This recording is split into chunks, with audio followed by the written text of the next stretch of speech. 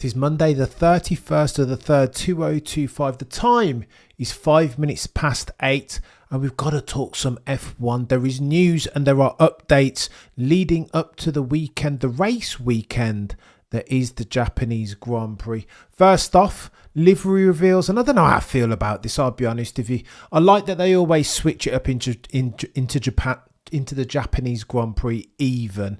However, what are we doing here, Haas? I don't get it. Cherry blossom, but there's too much colours on that for me, if I'm honest. My eyes hurt as I look at it. Pink, white, black, red. Pink and red never go. They're too close together. What are we doing, Cars? Great idea. Poor execution, I would contend. And then the rumour, the word on the F1 curb is that we're going to get a brand new sexy white livery for the RB21. Again, to commemorate the final year of Honda. So too, we're working in collaboration at least with the Bulls that are red. That will be a sick car. But again, is the senior team not trying to mimic the junior one? That doesn't sit right, does it? What are we doing here? Surely Racing Bulls have the white livery whip hand. What are you doing then?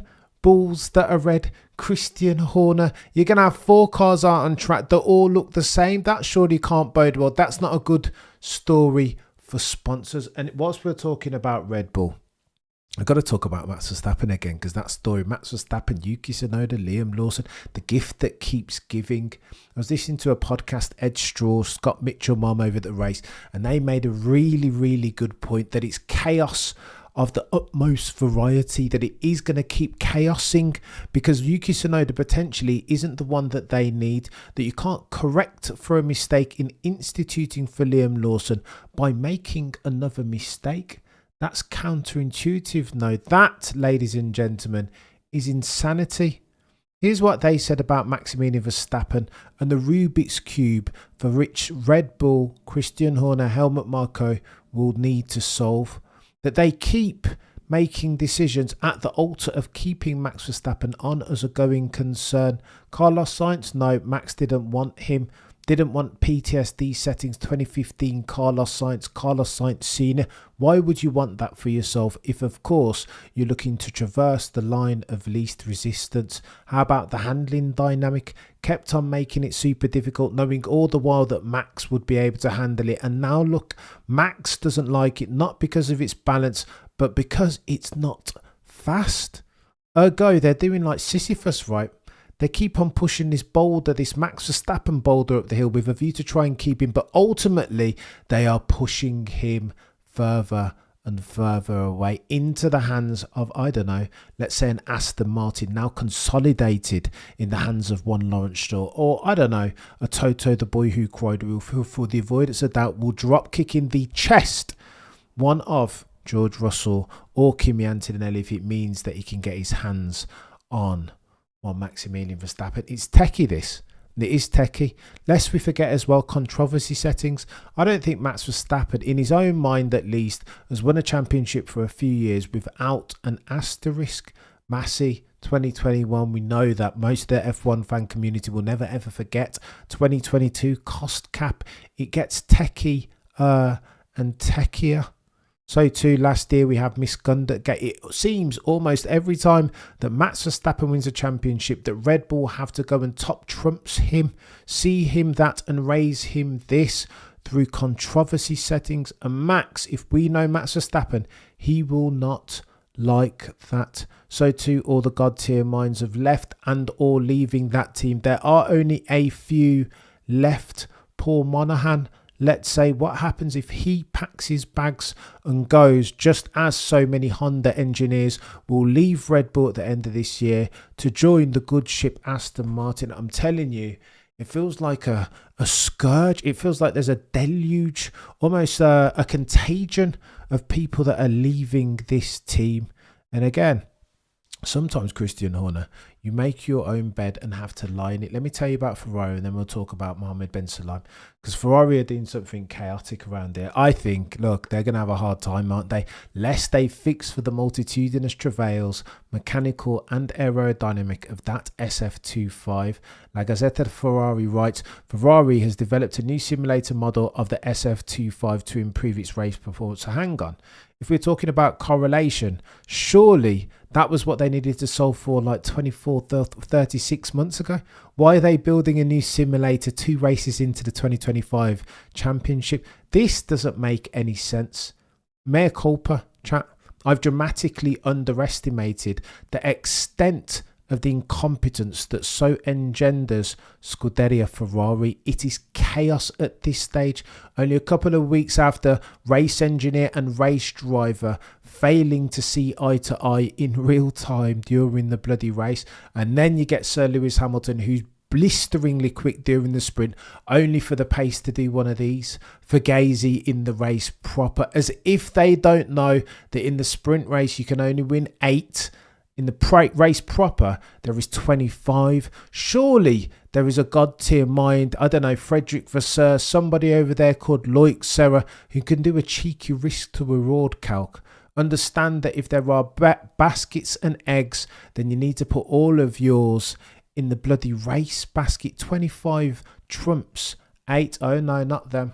Still tinkering around with ride heights to the ultimate end that they get both cars disqualified. Charles Leclerc because he was underweight. Sir Lewis Hamilton for excessive skid wear. What are we doing here? Honestly, this is nonsense.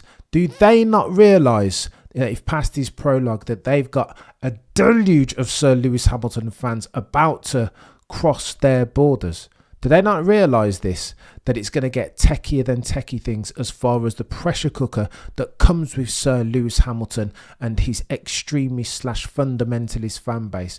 That's all. They've got all that to come, chat. I'm telling you. Data from the Chinese Grand Prix revealed, says La Gazzetta dello Sport, or La Gazzetta Ferrari on Twitter. Data from Chinese Grand Prix revealed that the car performs better with lower fuel load and at lower ride heights. No kidding, Sherlock.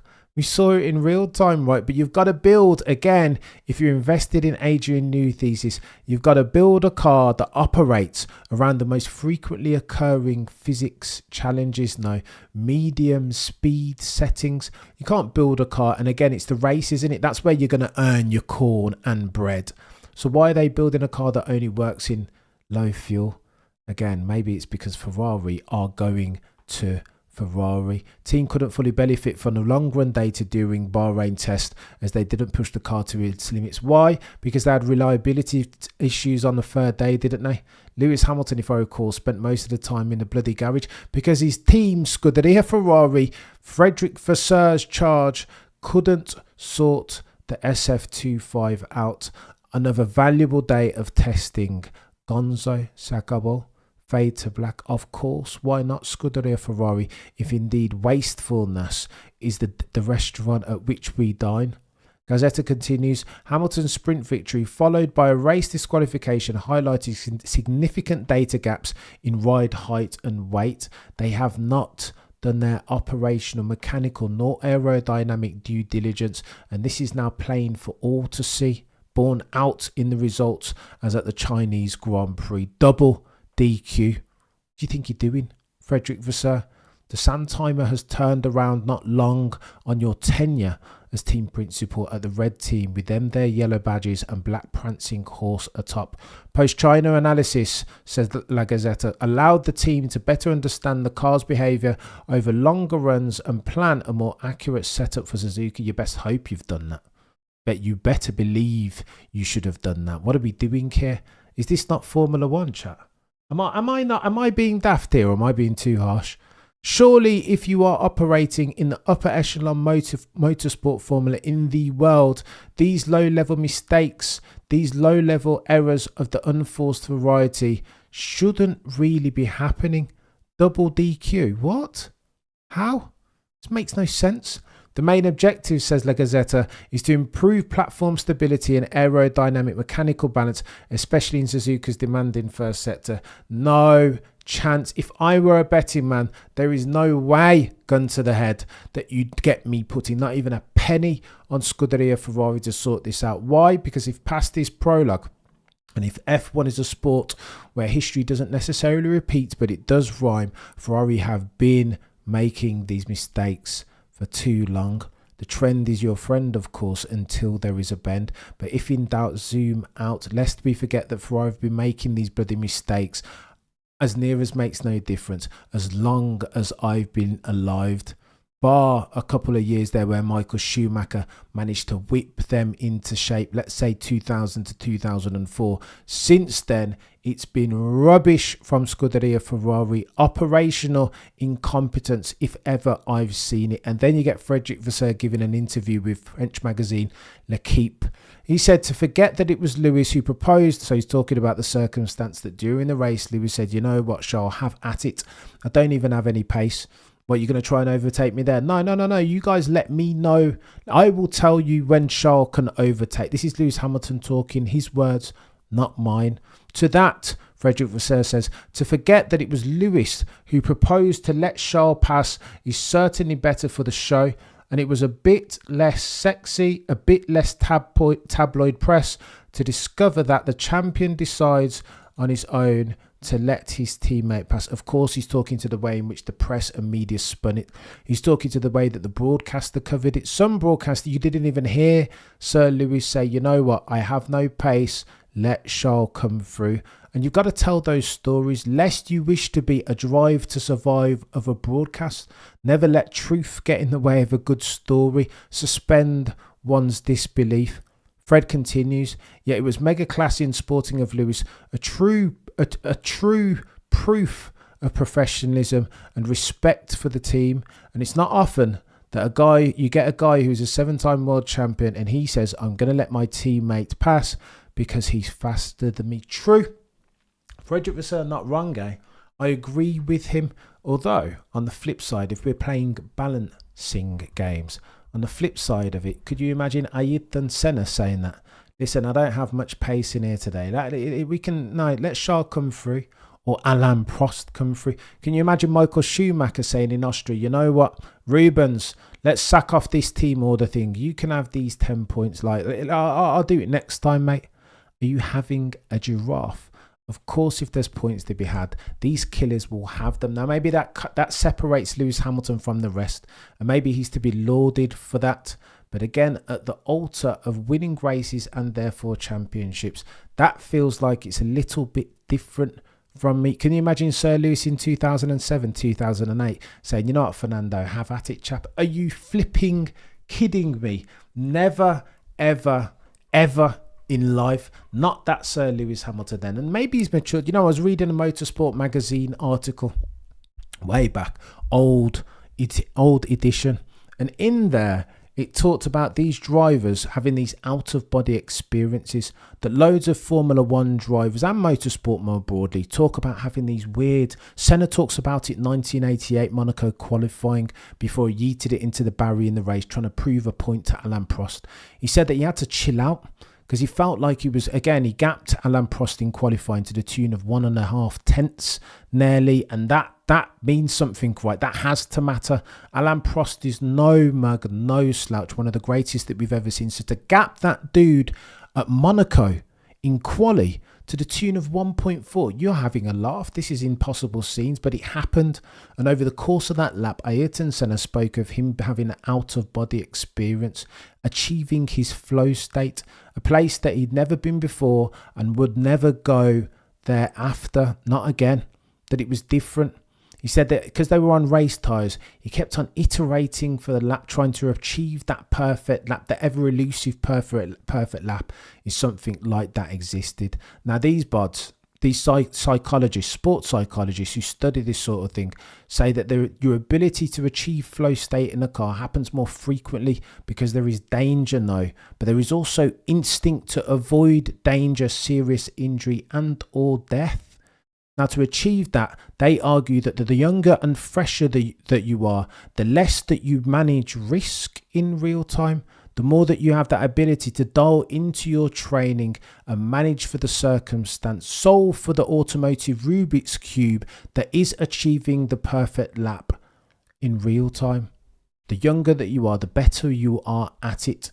For you don't acknowledge risk. As you get older, 35, 36, 40 years old as an example, you start to acknowledge, you become more acutely aware of your own mortality and therefore more acutely aware of risk. Not my words, Motorsport magazine, some of the god-tieriest ones, and it's a brilliant back edition, by the way. Go on then, Lazy.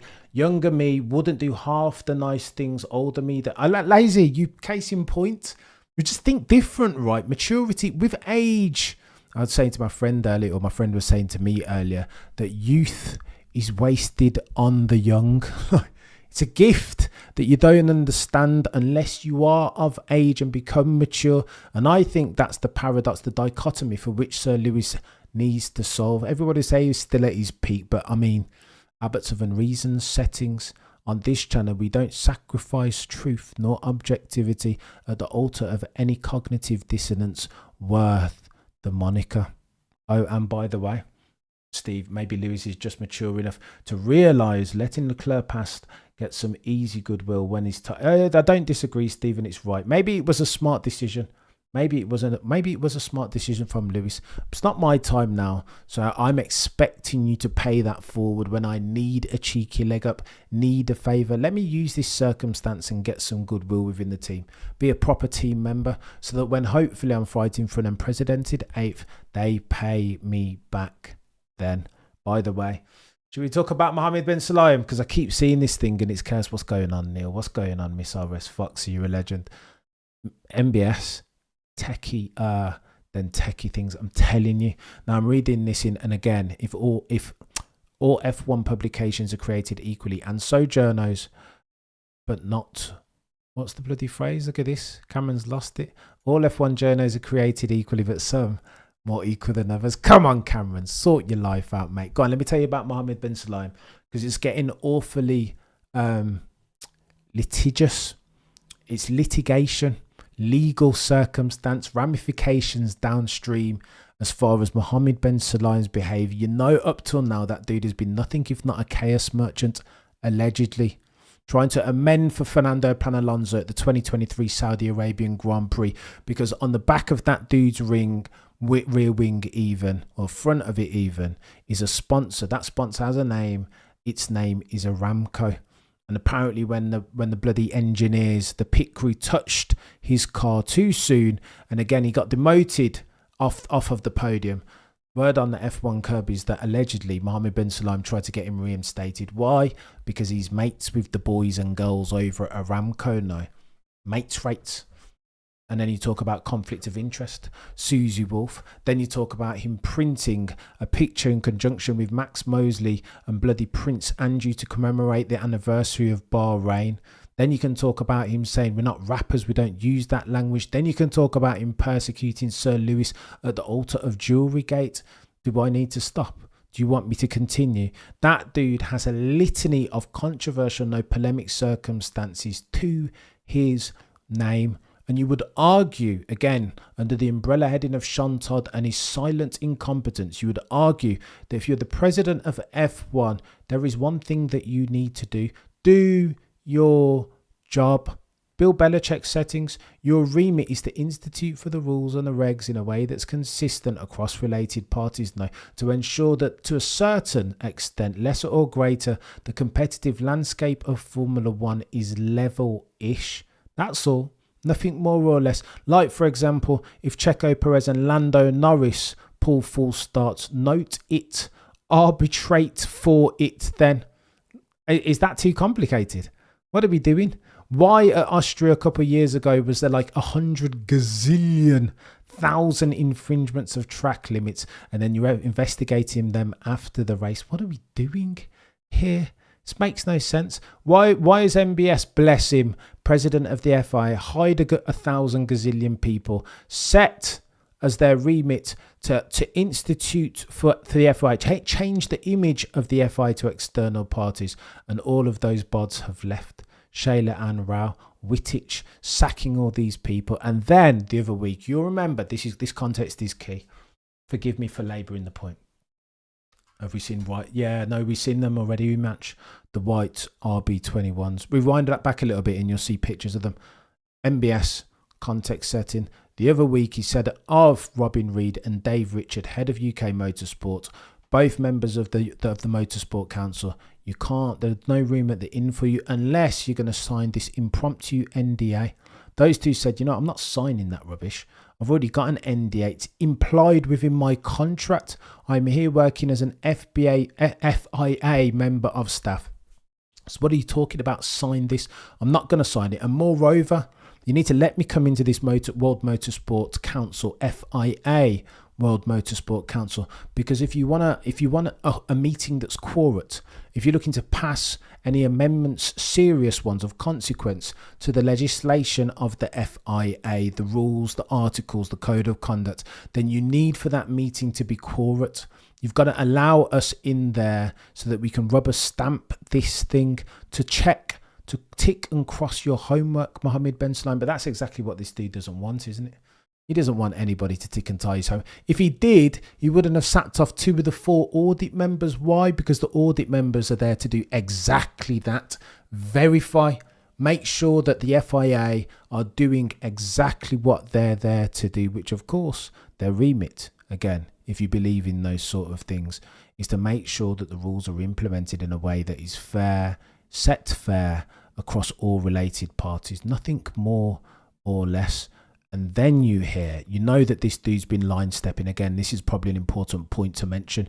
You'll recall not long ago when Saudi Arabia, I want to say sovereign wealth funds in the Middle East, were sniffing around the F1 with a view to potentially put in an offer to take over it.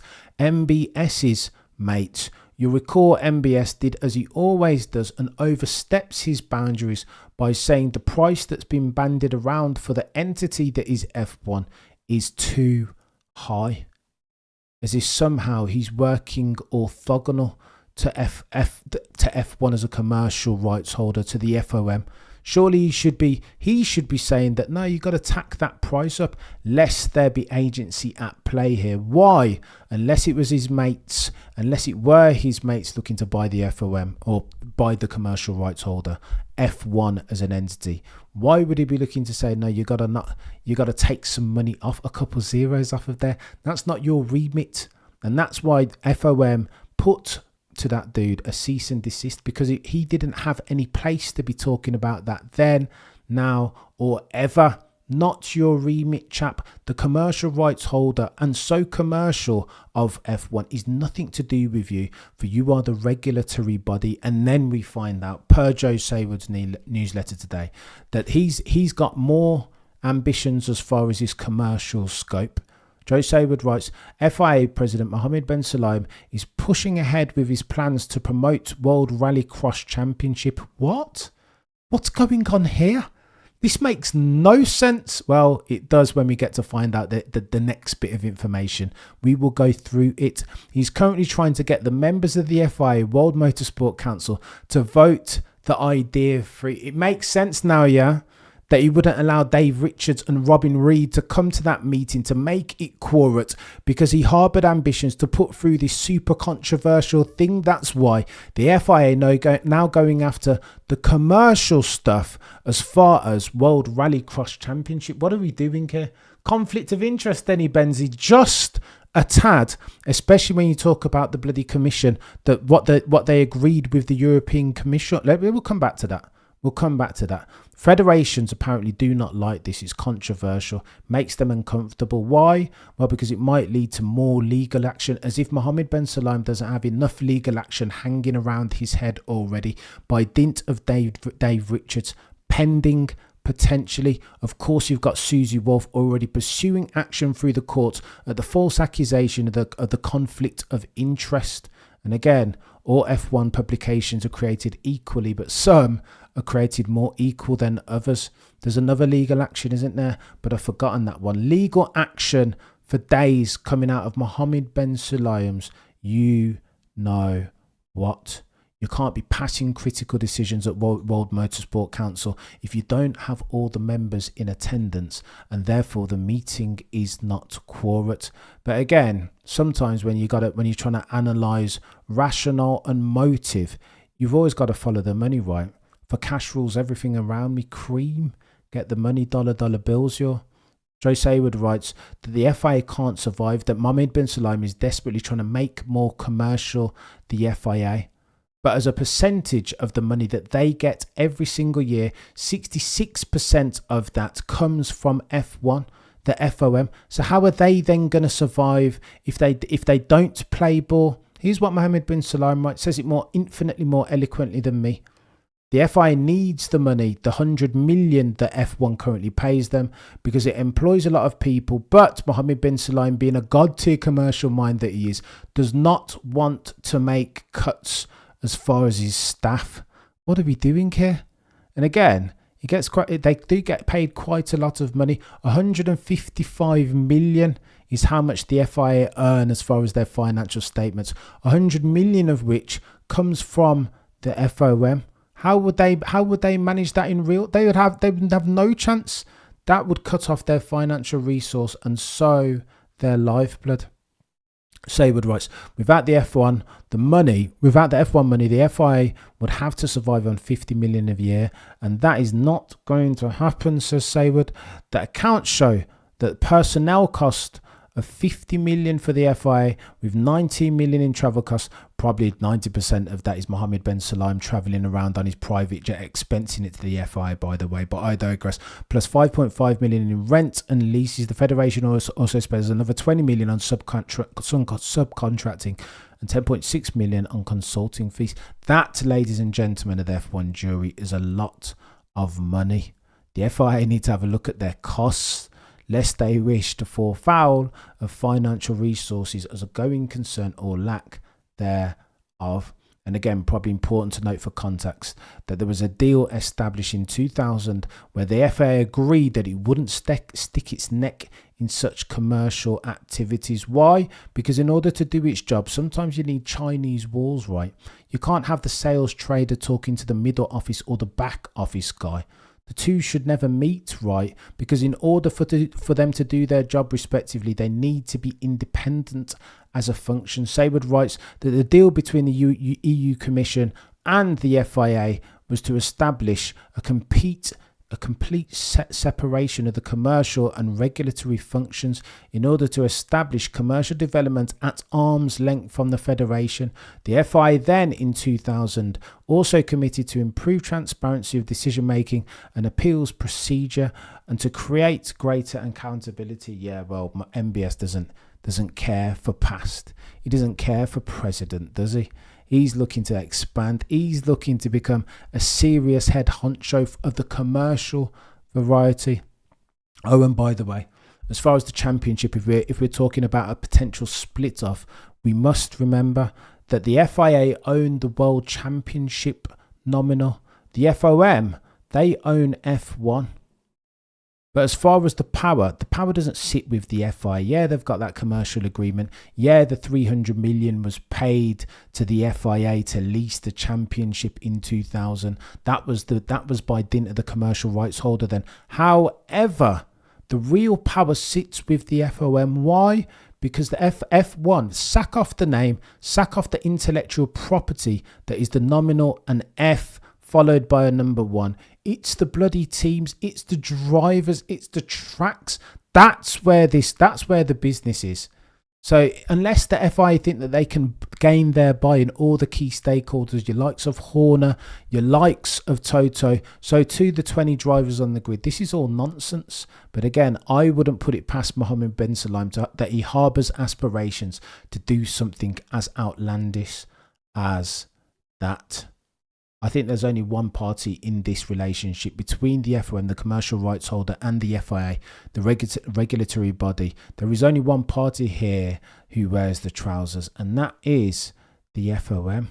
I think they'll struggle. And that's why, ladies and gentlemen, the F1 jury, the drivers, because of the way that they're spending money, as aforementioned, hundreds of millions on costs and travel expenditure and salary costs, etc., etc. Because of all the aforementioned, the drivers are asking questions. You want to find me 100k? Well, where is that money going, MBS? Just be open and honest and transparent, just like you allude that you have as your raison d'etre in your statements every single year, annually. Just tell us where the money's going and we'll be cool. That's what the drivers are saying, and that's why this is so bloody controversial. I smell legal action pending, chat. You can't have so much. Oh, bloody, there you go, high tech as well. Look at this. So he's got high tech, he's got Susie Wolf, And so too, he's got Dave Richards potentially. This is all legal action where their scopes are being pointed at the FIA, the regulatory body. They're meant to be a bloody silent partner. F1 procure a service from the FIA. So what's going on here? Absolute nonsense. Bringing the sport in real time into disrepute. I would argue. What are the chances of rain this weekend? It would be chaos. 70% missile rest on Sunday morning. And that's where Max Verstappen will want it. Look, I think I'm growing more concerned. To put a full stop on this, I'm growing a little bit concerned with my cheeky wager that Max Verstappen is going to win a 5th championship back to back for a couple of different reasons. The car's not great, right? Even if he is that god tier, even if he is one of the best that we've ever seen, even if he is on the Mount Rushmore of F1 drivers, he can't do impossible things. Even if he achieves that flow state 1988 Monaco qualifying, even if that's where this chap is, sometimes you can't even offset that deficit. For in F1, 70% of your performance is always going to be the car, and that car is a SH1T box. You'll see it in real time. I would estimate, when you compare and contrast the performances of Tsunoda-san in that RB21 this weekend and those of Maximilian Verstappen, 4 some say seem to be 5. So the rain, though, you've got to normalise for it, because again, it's the great equaliser, particularly when you have Max or a Sir Lewis on the track, both of whom are ultimate Reaganmeisters. So nuanced and attentive is their internal gyroscopes, respectively. Chaos. Absolute chaos. They should make Peter Windsor head of the FIA. It wouldn't be a bad shout, to be fair. But I don't think Mr. Windsor would want it. Anything better than P20's progress. It rains every event. I know, and it's going to keep raining for now, right? A couple of key triple header, by the way. Suzuka, and then it's Bahrain, and then we go to Saudi. A couple of tracks that pose very different challenges to the strengths and weaknesses of these cars. So we'll get to find out now in longer form, true set fair, whether McLaren have the whip hand. How close can Max Verstappen stay in touch with one Lando Norris, notwithstanding the differential in machinery? Yuki, what the heck is this? Yuki's going to go bad, isn't he? Some say he's only a handful, F1 boy. He said that aiming to be on the podium, bro. Oh, Yuki said aiming to be on. No, I wish he didn't say that. I really wish that he didn't say that. Triple header. I always thought that Cameron CC was the few saying Max wins a 5th. No. I still think, Chiba, I'm still there, but hope is dwindling, right? The more the longer it takes, and again, Helmut Marko said to Max that it might take a while. We might be waiting up until the summer break until we get a car capable, commensurate for a title challenge, and that's techie. Very, very techie. Quite different tracks on this stretch. Agree, bruh. Maxi Tsunoda. Yes, I was about to mention, bro. Can I wait? Don't worry, guys. Yuki's definitely putting the Red Bull on the podium. Oh, behave yourself, Hubach. I can't even read it out. It's going to be chaos and it's going to be madness. And I, for one, can't wait, because now we get to see whether the rubber meets the road proper. See which one of these drivers is an emperor not wearing clothes as the tide goes out. Maximilian Verstappen, lest we forget, has been an absolute king, a proper champion a couple of years ago. Round the outside, Suzuka, wet conditions on Charles Leclerc, no less, who's not a bad peddler himself. I went back and watched 2017. I was reading my Motorsport magazine, which was talking about some of the greatest laps that you'll ever see. 1957, Juan Fangio, Nordschleife settings, or the Nürburgring as it was called then. You got Ayrton Senna, so too then 1988 Monaco, greatest qualifying lap ever, gapping one Alain Prost to the tune of 1.5. In that, as far as best of the rest, worthy mention, there was a lap from one Maximilian Verstappen, China 2017. I couldn't remember it. Changeable conditions, went back and watched it. And again, when you see the onboard of the dude and how he's moving, it is, I don't know, it's different. The dude is something different in the way. And again, that's probably by dint of the 10,000 hours that he's put in there, right? Wet conditions, changeable conditions, 2016 Brazil, 2024 Brazil, 2017 in China. Going to get tech. If it rains proper, then who would bet at this point against a Maximilian Verstappen victory? What are we doing here?